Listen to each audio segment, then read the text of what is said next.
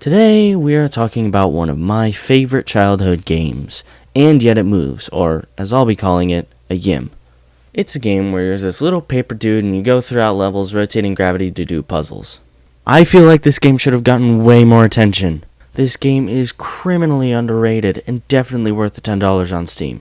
Just everything about it, from the art design to the music to the gameplay, is all just phenomenal. A YIM was originally made back in 2007 as a computer science project for the Vienna University of Technology in, Vienna.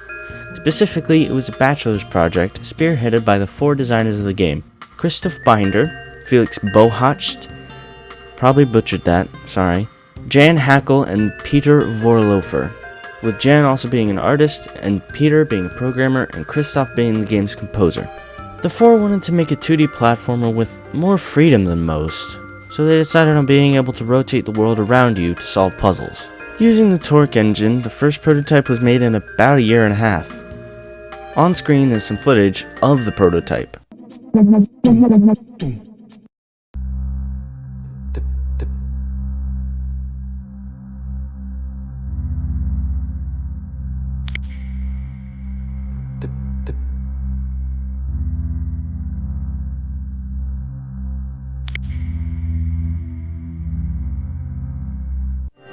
You may have noticed this, but there is different sound effects for a lot of things here. Walking, ambient noises, even the title music is a primitive version of the current version. Of course, this should all be pretty obvious as it's a prototype and stuff is bound to be changed and made better. Though I would like to mention, I find the magnet snapping effect for rotation really cool, and I think that they should have left it as like an option to toggle or an Easter egg of some sort. I think that would have been awesome. Back to the topic at hand, after showing the prototype to various independent game festivals, it won the Student Showcase category at Independent Game Festival, and was a nominee for the 2007 Europrix Top Talent Award. After some interest was given to the project, the students decided to make it a full game, which took about 2 years. During that time, the company Broken Games was formed due to it being easier to manage some of the more business-centered aspects of game development, such as marketing, financial management, etc.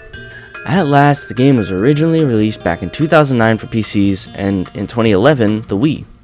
It released to positive reviews and overall good reception. However, these two versions are not one and the same, so we're going to go over the differences now.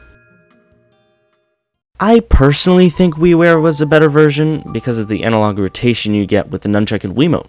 Plus, the Nunchuck plus Wiimote combo, to rotate the world, you have to turn the Wiimote like a key in a keyhole, and that's a gimmick that I just love.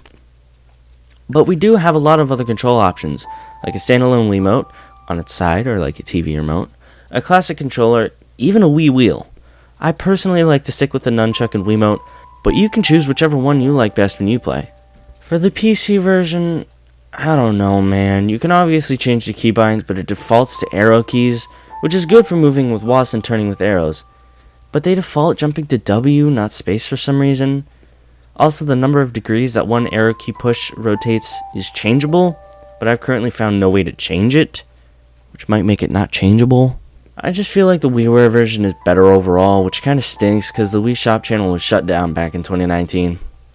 Honestly, I really do wish I could only use Wii footage. However, all the footage would be low quality and it would be a total hassle to set up just to put away afterwards, and the fact that I can just decide when to record it, when I want to do without it having to be a big hassle, I will be using footage of the PC version.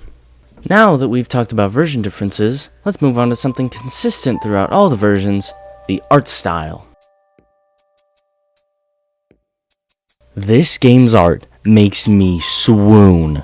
From the entirely paper aesthetic to all the different colors, it's all just great. I like how the levels end by you going into a piece of paper and completely filling it, no cracks left behind. It's really satisfying. I think the best way to describe Chapter 3's art style, though, is if Dr. Seuss got high and drew a rhyme book with no words. Chapter 3 starts off with you getting bitten by a snake, which inevitably poisons you.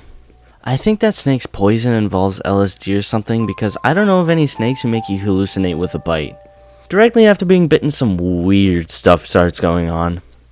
You start seeing stuff move that shouldn't be, trees start having faces, and the branches become arms that rotate with gravity, just overall high behavior. And that's one of my favorite aspects of the game.